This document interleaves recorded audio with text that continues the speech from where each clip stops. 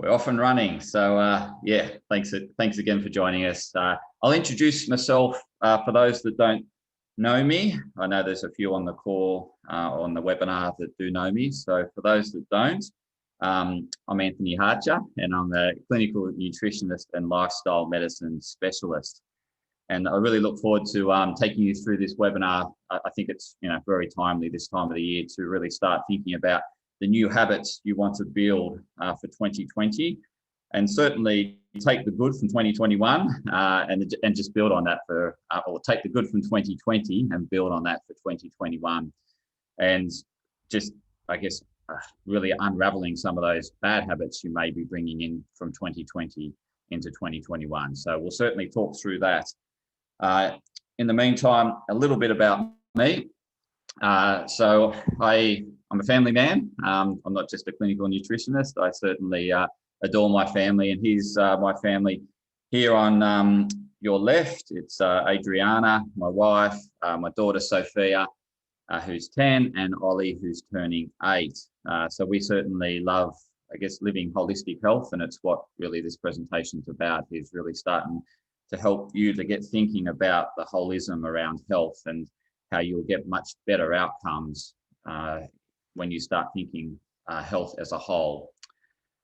In terms of, my qualifications, I started as a chemical engineer, and I decided that it wasn't my true calling, and I followed my heart essentially and went with my passion, and hence I went back to study and completed another 2 more degrees, one in bachelor Complementary Medicine, and then the clinical nutritionist, which is a bachelor health science in nutrition and dietetic medicine.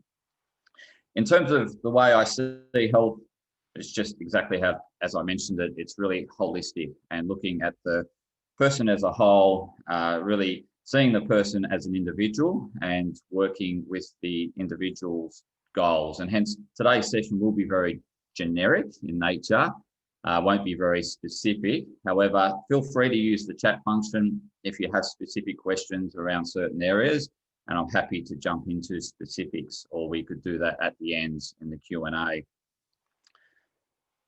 So what are we going to cover today? We're certainly going to reflect on the year that's been, with the focus on the things that we really enjoyed about 2020, and taking the good habits of 2020 and really working on them and setting you up for a successful 2021.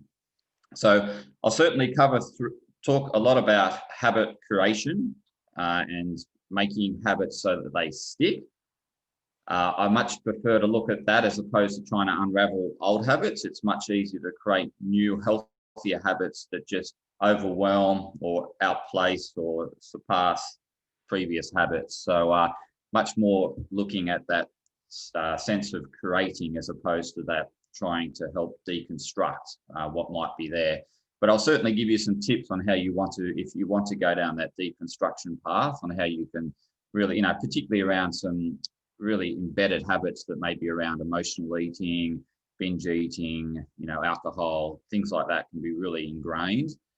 So I can certainly give you some guidance as to how you might deconstruct some of those habits, but certainly we'll be more focused on the former, which is really that habit creation, how to set habits up for success.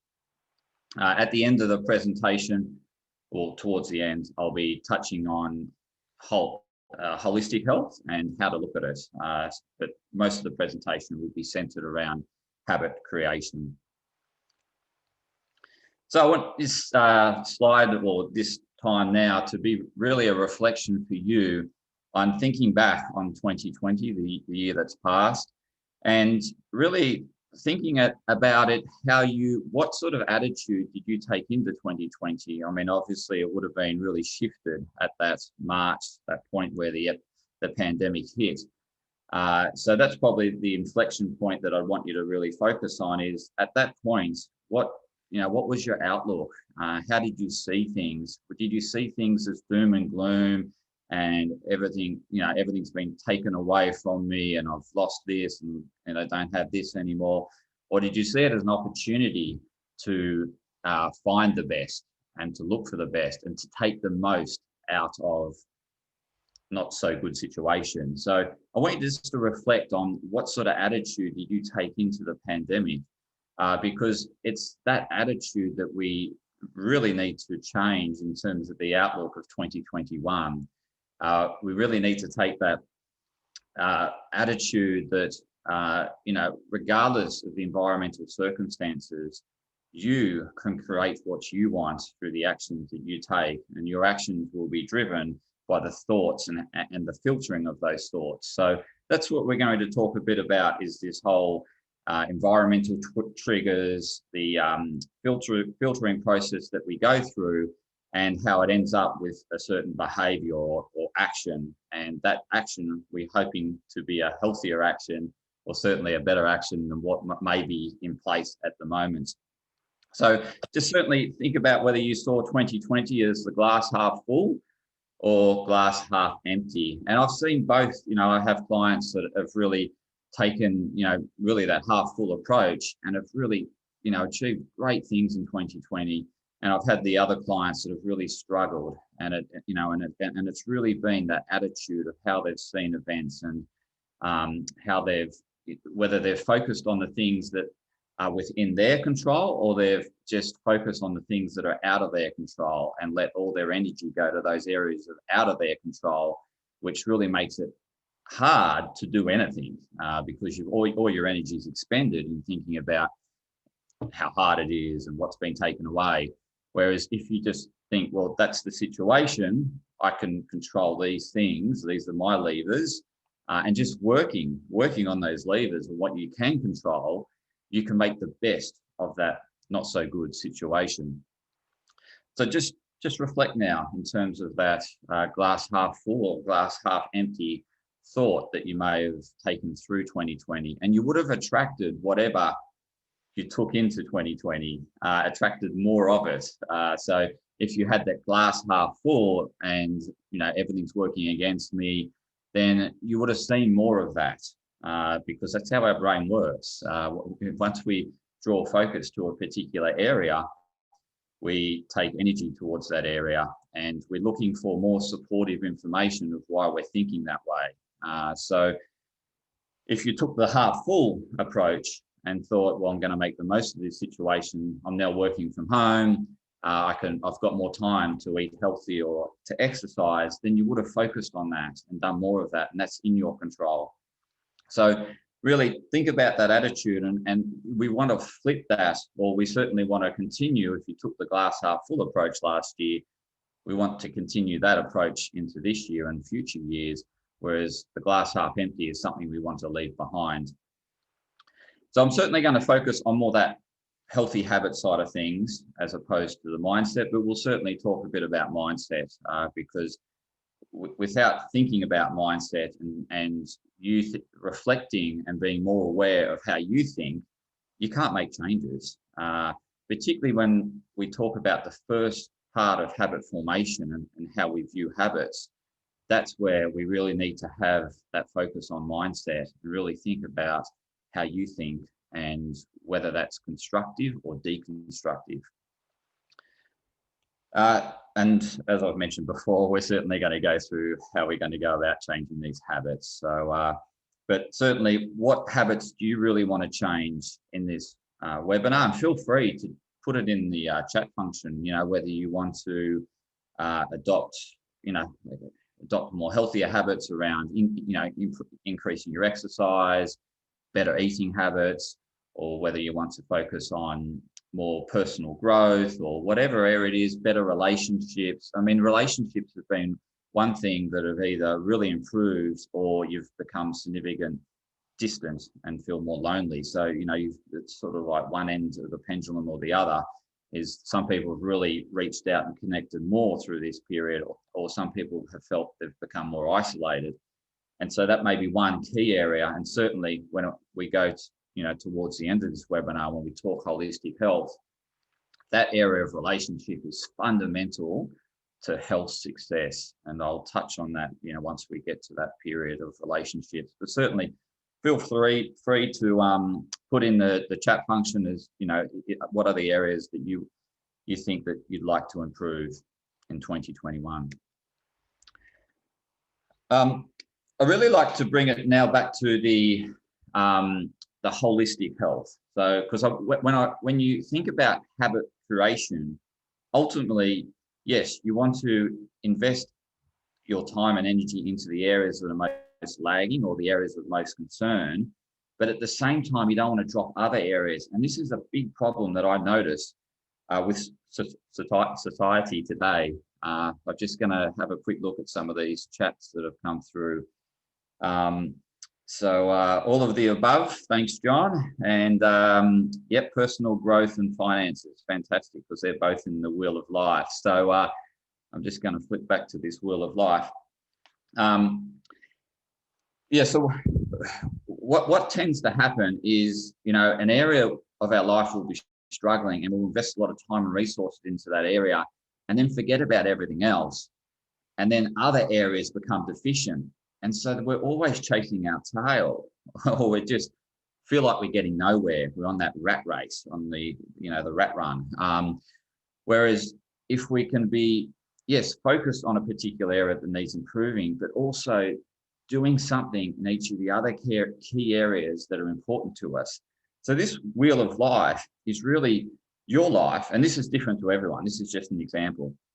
It's just the segments of your life that are important to you. So what's most important? So I know there was a comment around personal growth in terms of the areas of focus for this year. And there was a comment around finances. And then there was also a comment around, wanting to get healthier and let go of some of the other unhealthy habits that may have been acquired in 2020. So most generally, friends, family, significant others, health are really key areas and fundamental to most people. Then there'll be always an element of, personal growth. There'll be, for some people, there's an element of spiritual growth and awareness. And then there's always money. I mean, obviously, we need money to get by in life. And then there's that career. So it's really defining your wheel of life. So, breaking your pie chart into segments that are important to you, and then self-rating yourself. So then you do 10 concentric circles around the middle out to the end, or the perimeter of the larger circle. And essentially you rate yourself on this wheel of life. And, that's where you are at that point in time. But it's always good to reflect where you're at, and it's good to check in at least once a month as to where you're at. Because what can happen is in that month, you can be investing all your time in terms of, money, focus on money or your finances. And then there's other things that you forget about, such as your health, or your family and your friends. And then what will happen is if you don't create that as self-awareness by checking in each month on your wheel of life, or just having some check-in process, then you won't make any changes, and you'll continue to invest your time and resources in those areas of money or career. And then these areas of friendship and significant others will continue to suffer until a point where you get that reactive need to respond to an urgent request of, you realize that those relationships are dwindling, or you're losing connection with that person, and you're thinking, oh no. And then you'll jump into that area and spend all your time and resources invested into this other area, and then forget about the money and career. So it's really, yes, prioritizing in terms of that area that's most lagging for you, because that will be a source of stress. So if you lost a significant amount of money last year because you're working for, you're only working for half the year, or you've been struggling to find a job or whatever, then certainly I can understand that needs to be a focus for this year. But then you need to look at other areas of what you're going to be investing some time and attention into to prevent that that seesaw or the pendulum swinging from one end to the other. You really want to keep this more balanced approach, and that will just really keep you invested into what's important and what's not urgent areas of your life. So you don't have this urgent reactive living, and that urgent reactive living is just a stress driver. And those stress drivers one of the primary, I guess, reasons why I see people can't lose weight is it's just got chronic stress in their life. And it's because they're swinging from one end of the pendulum to the other, constantly running and feel like they're not getting anywhere. So it's really important. I'm glad you're on this webinar today to have that self-reflection time, to really become aware of where you're investing your time and energy, where you're over-investing or investing too much, and start looking at some of these areas that may not be getting the attention they deserve. And, so you don't want to be losing your significant other, or you don't want to be losing friendships. And you certainly don't want to let your health go, particularly whilst, we're amongst the pandemic. So I hope that was a bit of a reflection for you. You can actually Google Wheel of Life and you'll get templates that you can download and do your self-rating. And it's actually a good thing to get in the habit of, like, because if you're looking at incremental improvement throughout the year, you want to have just, make it easy for you, which we're going to get into more detail around the habit formation, but I'll touch on it now, is, if money or health is the areas of which you want to improve this year, then it's focusing on one area and really getting that embedded for the month and then shifting to other areas. I know it's a bit contradictory to what I was just mentioning, but when I'm saying that, I'm not saying that you only commit, you're committing, 24/7 to that one area. It's more that's your major focus, that one thing and that one habit for that month. And then you self-reflect, and then what's your next incremental gain for the next month. So I was talking to Brad before the webinar, and I was talking to him about ocean swimming. I haven't done ocean swimming for a long time, and for me, if I just jump back in and try to get back to where I was without this sort of building up to where I was, I could cause injury, or I could just lose the love of what I'm doing because it's just too hard. I'm just not ocean swimming fit, or I'm not swimming fit. So the approach I've taken is, start small, and I've been building. And so at the start of, spring, when I started ocean swimming, I was just doing, 20 minutes in the ocean, and it's now 3 or 4 months later, and I've worked up to half an hour, but I'm really enjoying it. I'm totally immersed in it. And I'm not finding that half an hour difficult because I've just gradually increased that incremental time that I'm spending in the ocean. And I'll share another tip with you in terms of how I've made it more attractive to get back into ocean swimming once we get into habit creation and how to create good habits. So that's a bit of further reflection for you, is terms of, is there some areas that you've let go in 2020 because, you really needed to give a lot of energy to another area? It's maybe time to start reinvesting into that area. Okay, so next slide. We've had a bit of a screen freeze. Here we go. So now, when I'm talking about the habit creation model, all these steps, I'm getting my material from a book called Atomic Habits by James Clear. So if you've read the book, I do apologize, this will be a bit of a revision for you.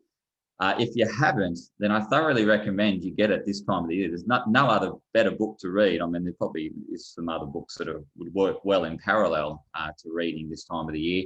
However, this book is fantastic in terms of setting you up for habit success, in terms of doing more of the habits you want and less of the ones you don't want. So I'm going to go through some of James's, I guess, his laws of habit creation in this presentation. And at the end, I'll talk about how we integrate that into key areas of health holistically. So in terms of, I guess, a starting point, and I'm looking at the bottom left-hand side of this slide, so where you see goals and the goals are crossed. Just below that was another box, but the automation of Microsoft put a nice fuzzy little I don't know, decorative little cover over it. But anyway, I'm going to talk to it. So, he talks about there's 3 levels of how we can look at habits and, what's going to create lasting habits. Very much, when we're setting new habits for the year, we're very goal oriented. So we're talking about, I want to drop alcohol. I'm going to, I really want to cut the consumption. I want to be healthier in terms of eat better. And, we know that we need to set these goals up as SMART. They need to be specific, measurable, attainable, achievable, and time bound. However, that gives us a target or a direction to move in. But ultimately, we want to change how we see ourselves and who we are in this process, right? So it's a real journey. So, I don't want to, with the ocean, going back to the ocean swimming, for me, it was a bit of exercise variety because I was doing a lot of gym, and I thought, I need to get summertime. I want to enjoy the good weather and get out and enjoy some new form of exercise. But, for me, I don't, see it as, doing laps or doing 30 minutes in the ocean. It's who I am. I am an ocean swimmer, and it's part of me. It's part of who I identify with. And this is part of the challenge that I often see with weight loss, is that the person sees themselves as a fat person, and they identify with being fat. And that is where their focus and their energy is around that I'm a fat person. Whereas if they shifted that thinking to I am a healthy person, I'm changing to be this person I want to become, and really focus on who they're becoming and leaving behind that old identity is key to really habit success. So, like, for example, another one around like personal growth. So you may want to read this book, Atomic Habits by James Clear, or pick up Think Like a Monk is another book I read over the holidays, which is really good around mindful thinking. Rather than just have the goal of reading the book, how about you set the goal is I'm now a reader.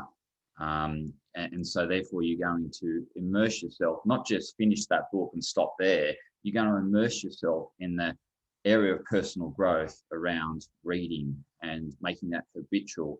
And the easiest approach to that is identifying yourself as a reader, not as my goal is to read this book. If you identify yourself as a reader, you're going to do a whole lot more reading throughout the year, because, if your goal is to read Atomic Habits, you'll read that book, and then what are you going to do? It's better to identify that person you want to be, and then build habits and habits. So then, I finished Atomic Habits. However, I identify myself as a reader, I'm straight away into Think Like a Monk, and then I'm into another area of personal growth book. Could be 7 Habits for Highly Effective People, or How to Influence Friends. I forget that name of that title, but so it's yes, having the objective there that you're moving towards something, but really focusing in who you're becoming and being that person each day. And so I'll take a bit from Think Like a Monk. It's, you can look at a to-do list. We're very good at creating to-do lists. What about you next to that, your to-do list, your to-be list, who you're going to be that day? So, your to-do list is going to be, I'm going to go to the gym. I'm going to, tackle this tough assignment at work. I'm going to dig deep into this project. But who do you want to be in order to get the most out of that to do? Like, how are you going to achieve that to do? Who do you need to be? So I need to be a very focused person that day. I need to be able to, work without disruption. So, it's all oriented around my focus. I'm going to be healthy. I'm going to make healthier decisions. And so every time, like, for example, every time you're about to eat, think like a healthy person would, not like I don't like talking the word fat. I don't think it's appropriate and identify people as fat, but, unhealthy.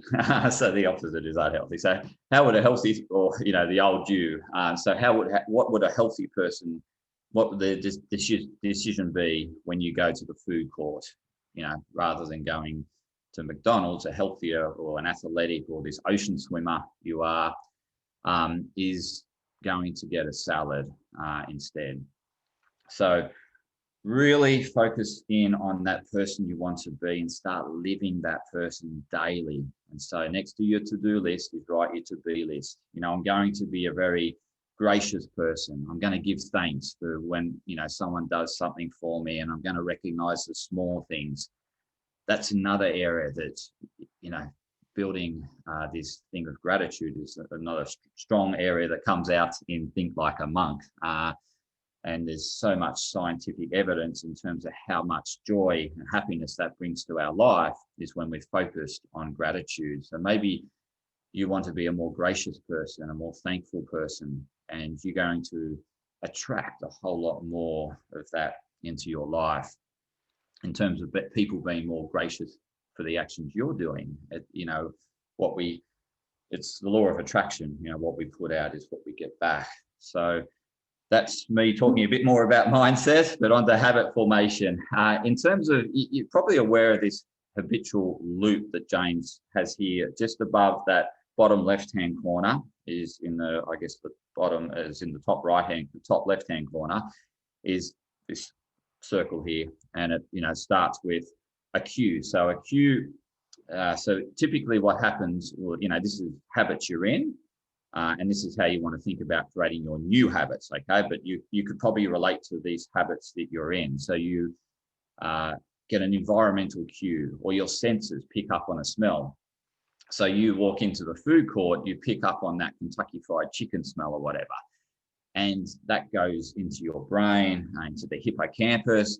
And the hippocampus straight away thinks of that time where you're with some mates at the cricket with your bucket and enjoying enjoying your bucket and watching the cricket and having a good time with your mates. And so then it starts sending these neurotransmitters that really make it more desirable to want to get back to that memory. And so that drives you as a person automatically to the Kentucky Fried Chicken in that food court because of this cue, which is the smell. And hence why a lot of these fast food outlets will work on specific smells. Like you can, what's that one? The foot-long Subway.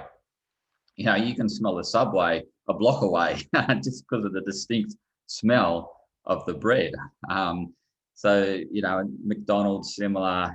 So these companies obviously invest a lot in these areas too, because they understand this cycle. So this cue through our senses, whether it be through our nose, through our eyesight, will send signals, and we're processing these signals, we're filtering these signals, and we're going through, is it a threat to us? Is it it's not a threat. That's the first thing. We always look at the threats, and that's why we judge people, because we're judging whether they're a threat to us. And so we go through this filtering of, is it a threat, or is it something that I want to be taken towards? So is it pleasurable, or is it something I want to avoid? So we certainly, if it brings about pain, if that smell brings about pain and bad memories, then you'll be repelled from it. We're more repelled, and we have that real fight or flight response to things that we have bad memories associated with. And it could be a music. So music can bring about a cue for food, right? So I'm just sort of painting the picture here of how these things form and how you get very much on that autopilot and drawn to it. And then all of a sudden you've realized you brought that, but I didn't want that because I set myself a goal at the start of the day. So the reason why I'm sharing this with you is this is how we can make the habits that we can utilize this process, this thinking process, how we take our sensory cues and how, we can make them form new cravings for a better behavioral response and make that rewarding. Hence, you want more of it. So if we get back to the Kentucky bucket, watching the cricket, the hippocampus gets excited, right? All the neurons light up, starts sending all this dopamine around, and you start feeling great. And before you know it, you're walking over and you're buying yourself a bucket. And then, that's your response, your behavioral response. And then reward is, oh, that tastes just like it did at the cricket. And it just reinforces this loop again, so that when you walk back into that food court, you're just in, this is all happening subconsciously. You just move over towards that Kentucky counter. So part of habit creation and breaking these old habits is making the new habits really attractive.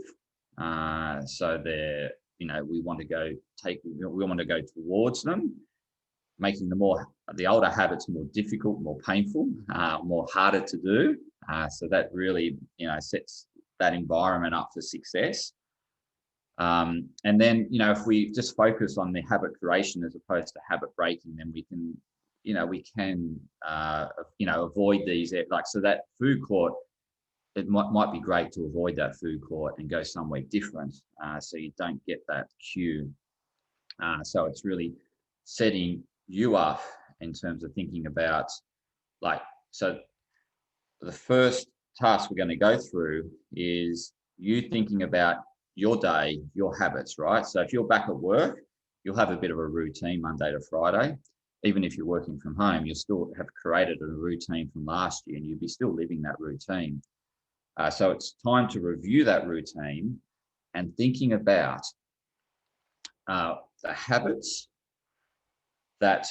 so this is, how we're going to become more aware of us in these habits. So, I mentioned the food court, the Kentucky, the association with the cricket, positive good times. How can we not do that and go into autopilot? We're going to start assessing our day, what we're currently doing from morning to evening, and we're going to look at all those habits. So you list them all down. So, you wake up. Do you wake up with an alarm clock? Do you wake up? The first thing you do is pick up your phone, put it on snooze. What are your habits? And then if you pick up the phone, put it on snooze, is that a habit you want to continue? Or do you want to change? You want to be that person that has a good night's sleep, doesn't need an alarm, will get up on time, with feeling energized. So is that who you want to become? Then we want to say that habit of putting the snooze button on is a negative habit. So we, next to the list, we're creating a list down our left-hand column, and on the right-hand column you're going to write positive, whether it's a positive action. So one of your positive actions in the morning, you might get up, first thing you do is exercise. Okay, that's a positive one. I certainly want to continue that going forward. But you may come home and have a breakfast that's not so great because you're time poor and you need to get into the office, or you've got an early morning phone call that's a regular occurrence, and hence you miss breakfast, and that's something you don't want to do, because what it does is, by mid-morning you're ravenous and you haven't got much time, and so you go to quick fixes, and then that sort of cascades into bad eating throughout the day. So you may want to change the meal after your exercise. You may want to say, look, I don't like what I'm doing for breakfast. I want to, do a more wholesome breakfast. So put a negative next to the breakfast. That's something you want to change. Then you may get to your next habit is, to jump on the bus and go to work. So that's neutral, that's equal sign. So anyway, you go through all the habits, you list positive, negative, neutral, which is the equals. And then you go through and look at where you're going to get the best wins in terms of where you want to go with your new goals for the year. So, is it you want to form a habit around exercise and you're not doing it? So that's a focal point. And maybe there's something in your day that you are doing that so maybe part of your daily routine is, I finish work at home, I crack open the wine bottle, I have a glass at 5 just to close the day. Okay, but you're someone that wants to be fitter in 2021. So obviously that wine bottle, once you open that bottle of wine, you're not going to feel like exercising, I can assure you. So maybe it's looking at saying, well, the wine bottle's not really serving me in terms of becoming a healthier person. I want to introduce more fitness. So at 5 p.m., I'm going to look at, that's a negative habit, opening the wine bottle. I'm going to now look at creating a positive habit there, which is I'm going to put exercise in there. Okay, so exercise goes in there. And now we're going to look at how do we make that more attractive. So it's got to be more attractive than opening the bottle of wine. And so how do we set ourselves up for success in terms of creating that right environment? So we've got less of the wine cues, and and maybe it is going back into the office is really going to help. So that can be a positive change for some, and it also can be, it's again a transition, and you may lose your opportunity. You may have been getting in your exercise just because you're at home, you had your gym gear, and you may have been eating better because you're near your kitchen and you were able to cook your lunches. So some of these things, you're going to have to transition from what you're currently doing to the new norm, or another new norm Mark 2, version 2. So okay, we've got to set ourselves up. So what's really happening at 5 p.m. is, okay, we're drawing close to the work day and we're unwinding. So we can also draw close to the work day. For those that haven't read or watched anything about the third space, this is the third space. So Dr. his name will come to me, looked at transitioning. So this is important in terms of creating new helpful habits, because it's looking at moving, you're transitioning from the work day into post-work day. You want post-work day to not carry over any of the work day, right? So you want a transition. And so that's the third space. I'm trying to remember his name, but anyway, it's Dr. Adam Fraser. So Dr. Adam Fraser, you can Google Dr. Adam Fraser. He studied elite athletes and elite people, elite executives, and he also studied the top 100 tennis players. And what he found is, when he studied these populations, is what set the top 10 apart from the rest of the field wasn't their athletic ability. When you think of tennis players, it wasn't their ability to hit the ball with power or precision or accuracy, or particularly their serve. So that was all pretty much level, in terms of a level playing field. They all had a similar ability in that. What set them apart was what they did between points. So it's that, either carrying the success over from one point into the next point, or leaving that bad point behind and setting yourself up for success for the next point, rather than take the bad point into another bad point and allow that to cascade.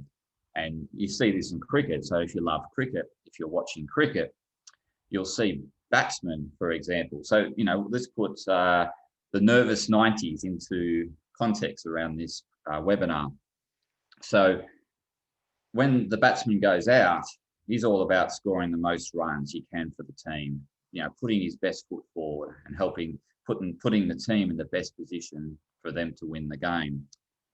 So he's very much focused on the process, right? And that's habitual. It's subconscious. It's muscle memory. So he's very focused on taking each ball at a time, and only each ball at a time. Every ball's a new ball, and he's got new focus towards that new ball. He's not thinking, because that last ball was a Yorker, this next ball is going to be a bouncer. They may have some predictive based on knowing the bowler really well. They may have studied the bowler, but generally he's going to take a fresh approach to that next ball, not really knowing what's going to be bowled at him. And he'll do that throughout his innings.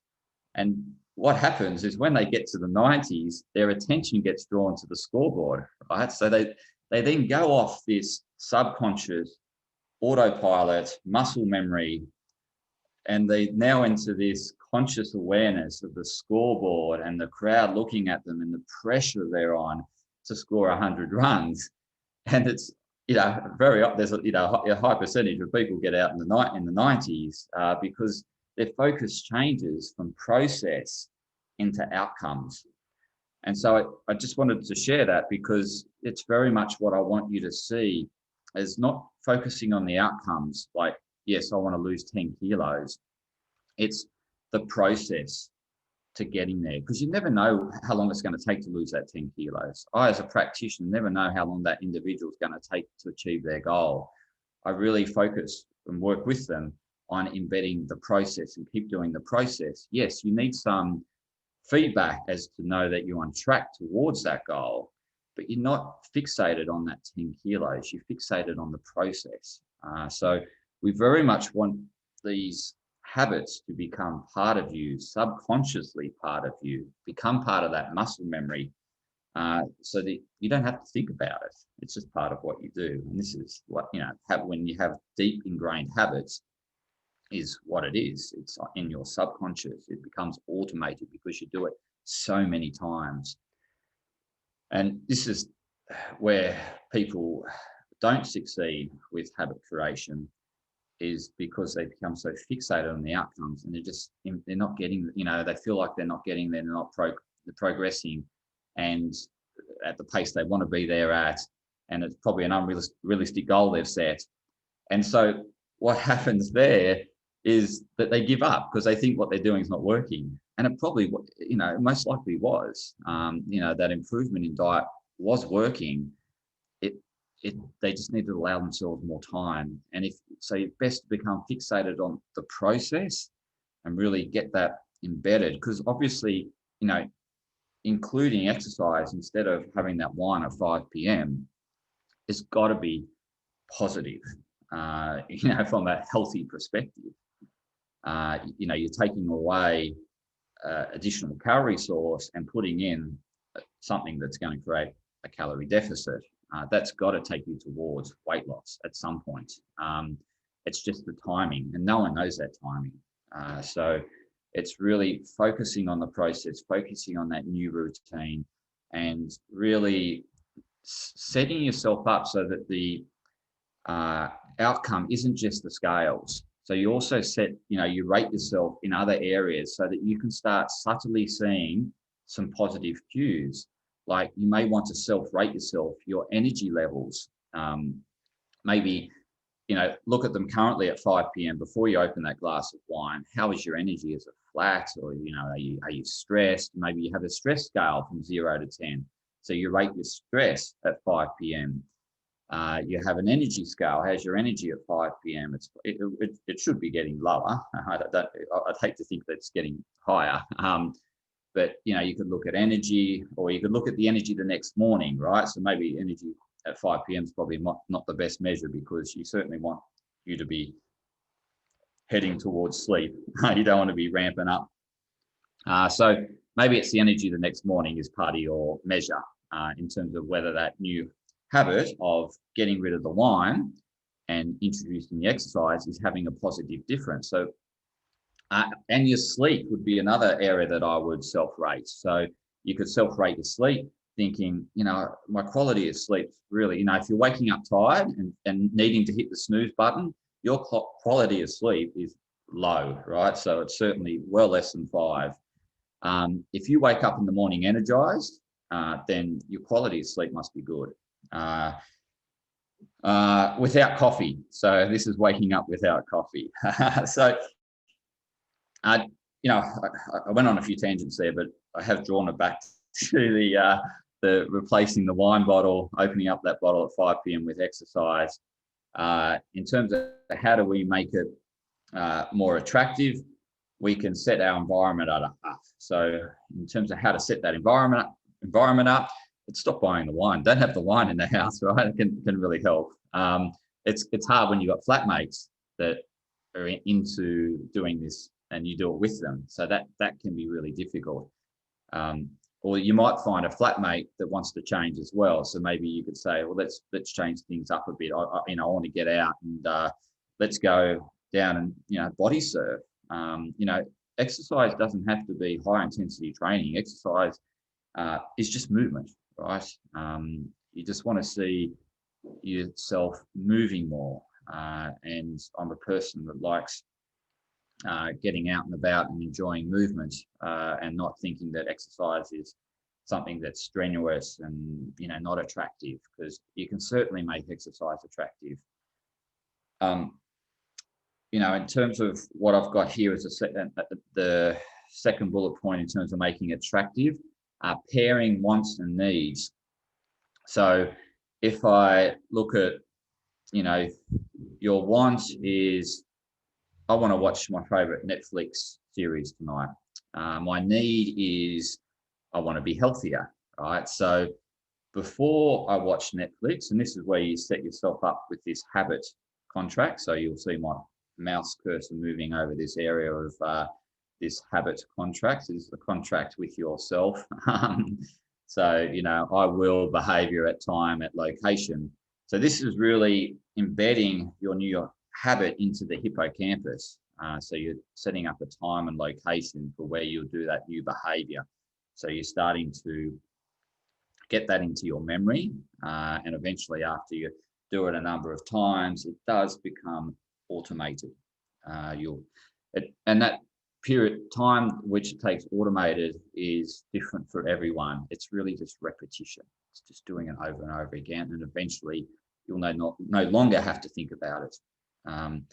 So, for example, we'll get back to the Netflix. I want to watch my favorite Netflix series. Maybe it's The Crown or something like that. Then before I do that, I'm going to do my movement. So my movement, and one of the key areas that James Clear talks about is starting small, right? So this is the problem that I see time and time again, is why people don't set themselves up for success in the new year is it's zero or hero. They think, you go from doing no exercise to doing it 7 days a week, and you can't sustain that. Your body will get sore. You'll start feeling fatigued, tired, and you'll think, I'm feeling crap. I don't like this. I'm sore. I'm injured. I can't do this. I can't keep it up. The best way to start building a habit is starting small and building. And so it's really looking at that healthy habit, breaking it down into bite-sized pieces. And James talks about breaking it down into no longer than 2 minutes. 2 minutes. So you can adopt any new habit by applying this 2-minute rule, because it's so applicable. I mean, like 2 minutes, you can say, before Netflix, I'm going to do 2 minutes of, maybe it's a mixture of sit-ups, push-ups, and burpees, right? Every time before I watch a new series of The Crown, I'm going to do my little thing of 2 minutes.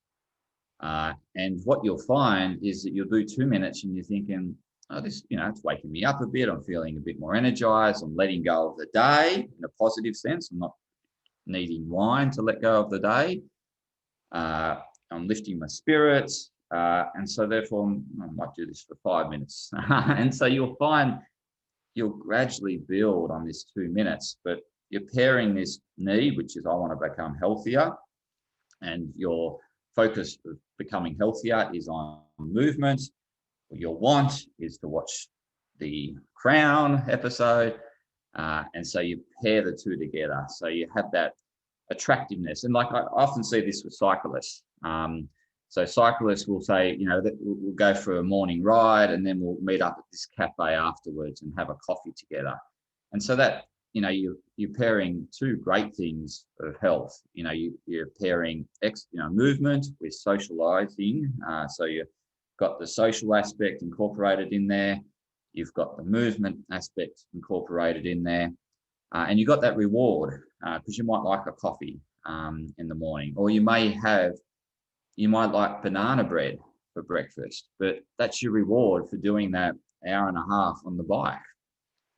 So really, recognizing it and making it attractive so that, I'm looking forward to my Sunday morning ride because I'm not having banana bread throughout the week. I've now adopted this more wholesome breakfast because I'm setting my environment up. So this is another thing about setting your environment up is, if you're time poor, it's about prepping. So it's prepping for the week. So it's, maybe setting aside some time on Sunday to prep meals for the week. And you can really get into that. So you can maybe, your Sunday afternoon is opening a bottle of wine with your flatmate or your significant other and saying, we're going to prep together. We're going to make this fun. And so we're going to make the meals for the week. We're going to make our lunches, dinners, you can freeze your dinners, you can, all these sorts of things, but you're going to make some excitement around this new habit of prepping for the week. And there's nothing wrong with having a couple of glasses on a Sunday with a friend whilst you're creating all these healthy recipes for the week, because you're going to end up better off for doing it. And it's going to become attractive. You're going to look forward to your new norm with your flatmates. Every Sunday at 5, we start, pulling, we've done our shopping together. Now we're coming back, looking up recipes, having some fun, making the recipes, having a glass of wine, having some laughs, and it becomes quite bonding. So you incorporate the social relationship aspect into a fun experience. You look forward to it, something you look forward to. And what you've done is created all these breakfasts and meals for the week that enable you to eat healthier throughout the week. And, it may be, if you're going back to work and you're going back to the Monday to Friday grinds, is that Monday to Friday is, where I'm doing this great routine, I'm exercising, I'm eating well, but Friday I give myself some liberation. I reward myself for being so disciplined during the week. And so, yes, I go out and have a social drink with my mates. I enjoy a beer with them.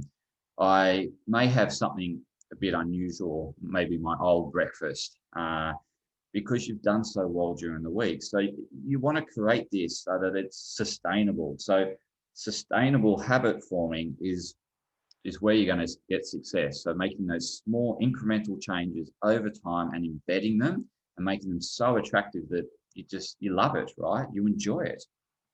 The other point I have here, in terms of a summary from James's book, is finding your tribe that's also doing something you love. Obviously, if you surround yourself with like-minded people that also enjoy doing what you do, it makes it so much easier. You have something in common, you start developing new relationships. So maybe you want to get back into cycling and you've, had a long break and, you're not sure where to start. Maybe it's to join the local cycling club or the local rowing club and do a morning a week or 2 mornings a week with them. And you'll start to look forward to that because you're mixing with like-minded people.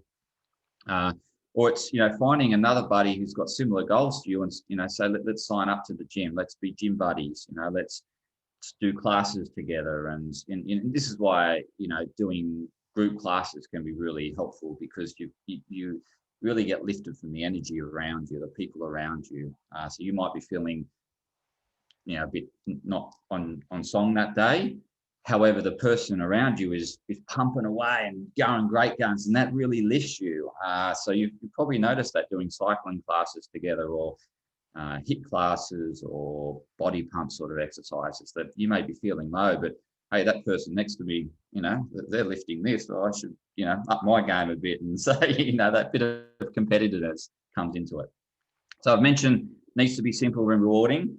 I've realised I've got too excited and have been going on tangents, but simple and rewarding, we've discussed that.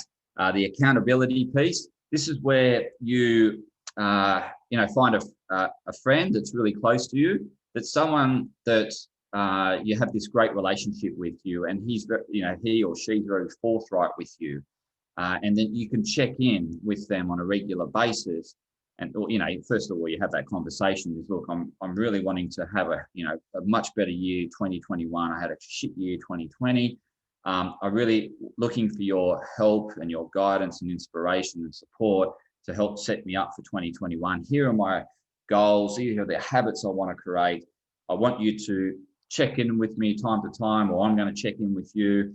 And that area of accountability, knowing that you're going to be talking to that person at this same time every week, really helps you think, well, I don't want to let that person down. I want to front up to that conversation and say, yes, I did it. And that accountability is really essential. So, whether it be a great friend, a family member, a mentor, yeah, just finding that someone that can really hold you accountable, and you know, some just help you along your journey, and they'll go with you. You know, they'll become your cheerleader, and they'll get really excited when you start sharing your wins. For example, you know, you wanted to lose that 10 kilos. You now, you know, 1 kilo into that journey. You're heading in the right direction. You've got these nice habits that you like and you enjoy, and you know, having that cheerleaders, you know, setting yourself up with that environment of people that are supportive for you is so key. So, you know, it's going to be hard when your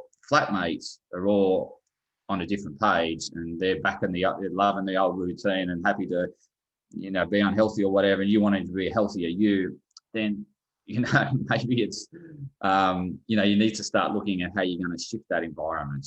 How do you influence that environment? How do you get them on board? How do you maybe change the whole dynamics? Or how do you get yourself somewhat removed to enable you to enact your good habits?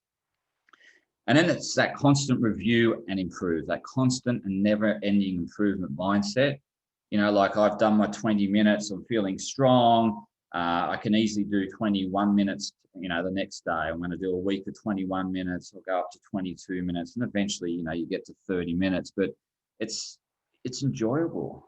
You know, in terms of that coupling I was doing, I love body surfing.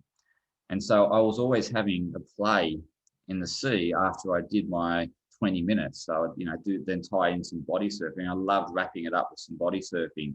And it just, you know, made that more attractive to go for an ocean swim because I get to have a play in body surf. So, you know, that coupling of things you enjoy, making it more attractive, finding your tribe, making it rewarding, you know, finding your accountability partner, and that constant review and improve. Okay, there's a whole lot of tools around, you know, James Clear has got on the web that you can grab templates. So, you know, one way is to keep you on track. You may not be getting the signals or the cues that you're making good progress, but you know that habit, as I said, you know, 10 minutes of training is far better than having a glass of wine, depending on what your goal is, of course. Maybe that glass of wine is to bond yourself closer with someone, so that's just as good. But anyway, if you're looking to get fitter, then yeah, 10 minutes of activity. So it's, you know, tracking your calendar and say, yes, I did day 1, did day 2, did day 3, did day 4, did day 5, day 6 is my rest day. You know, I deserve to have the day off. And the other thing that's important is that you're always going to have a bad day. You're going to miss, you know, you're just not going to feel like doing it. You don't do it, or something gets in the way, life events. It's always going to happen. That's inevitable. I can guarantee it, and it's certainly going to happen. It's just a matter of getting back up and starting again tomorrow, new day. It's not taking that, you know, what's the point? You know, this is always going to happen. You know, that's the glass half full. It's saying, okay, bad day. It's like James Payne, you know, which Australia's just lost the Test series against the Indian. You know, he acknowledged that the Indian team were, you know, played far better. He acknowledged he wasn't at the top of his game, but he said that's what happens as a sportsman. You know, he acknowledged that you have more bad days than good days. You know, obviously the media focuses on all the great successful days or the really bad days. You know, they'll want to exaggerate one of the two, but he's happy to wear the bad days because he knows the good days are around the corner and he needs to work on a few things. Same with you. Maybe you didn't create the right environment. Maybe you need to tweak that environment toward it to make it more easier to set yourself up. Okay, so it's just tweaking and just acknowledging that you will fall off the wagon. It's just getting back on, starting again, new day, you know, new sunrise, new you. It happens every day. Where to start? I've got my holistic health pyramid here. I suggest if you're looking, you know, anything around weight loss or, you know, being healthier, that you start with these foundations of the pyramid that I've got listed. So the best areas to start in terms of you'll get the best wins or quickest wins or, you know, best return on investment is, you know, start with mindset, creating a mindful mindset. Maybe, you know, one of your first things is to purchase the book Think Like a Monk. It really helps you create that that mindful mindset, how to generate good thoughts, how to less focus on the negative thoughts. Negative thoughts are part of us, right? We're wired to think negatively. That's a protection mechanism. So again, you're never going to eliminate the negative thoughts. It's whether you attach to the negative thoughts or you let them go. That's the key. So accepting that negative thoughts are always going to be there. And it's what are you going to draw your focus and attention to? It's letting go of the negative, focusing on where you're heading, who you're becoming. Sleep, creating sleep habits. So, it's fundamental. Sleep, relationships, and mindfulness are the fundamental areas where you'll get great success. I often, this is where I get the best success with my clients, is if I get these foundation pillars embedded or somewhat enacted on, and we start making some progress. Yes, you can tweak your diet, but eating well is really easy when you're having a good night's sleep, you've got a clear mind, and you've got happy relationships. And again, relationships, it's not just your significant other, it's the whole, that inner network, your sanctum of core friendship. And it's not that, Facebook sort of friends, it's the real deep quality relationships that you have that you can call upon at any time. So, working on these areas, working on your relationships, working on your mindful mindset, maybe doing a course in this area, reading Think Like a Monk. Again, another good book, Why We Sleep, will really help you set up good sleep habits. And in saying that, I do have a program, so obviously I'd like to help you if I can. And I'm offering here a 50% discount for anyone that's attended today's webinar, for the first 3 people that sign up. And it's essentially everything that I've covered in a whole lot more detail over a 6-week period, where we go through each of those holistic pyramid areas. So each of these areas, and we start creating good habits in each of these areas. We build on them. There's coaching sessions with me where we tailor all the content. So, there's obviously a whole lot of learning modules and activities associated with each module, but there's the element of coaching, and that element of coaching will tailor the program to you and your goals. So you end up with this wellness program that's tailored for you, that's going to work for you and really set you up for success in the forthcoming year. So I'll drop the link in the chat if you want to have a look at more details around the program. If the program's not for you, I totally understand that. Then, certainly follow me. I've got lots of good other webinars that I've run in the past on sleep, on mindfulness, on holistic health. There's abundance of resources on my Facebook page, YouTube channel, which is Me&my Wellness. And you can go to my webpage. My website, it's actually got webinars, past webinars, got a podcast channel. So I've got heaps of free information. If finances are that thing you don't want to be investing, you need to just gather as much information and decipher that and work through what's going to work best for you. Then I totally understand that. I totally support that. Just, go and utilize my free resources. So thanks for joining. I know I've gone over by 10, so if you've had to shoot off, I totally understand. I'm just going to stop sharing the screen. I'm happy to do Q&A if you've got time, and I'll drop that link in. So thanks, Anthony from Sal. I really appreciate you joining, Sal. I really hope you got something out of today's session. Jono says he's had to go. So, yep, totally realise that. I've gone over. So, thanks for the feedback, Jono. He's enjoying this webinar. And, yep, Brad had to go. He had to duck off. So, he said thank you. Preben. Thanks for joining. I really, appreciate you putting aside the time. I just hope you've got some benefit. I will drop this link in just in case you want to have a look at it. I'm just going to exit out of full screen. Stop the recording, actually. That's going to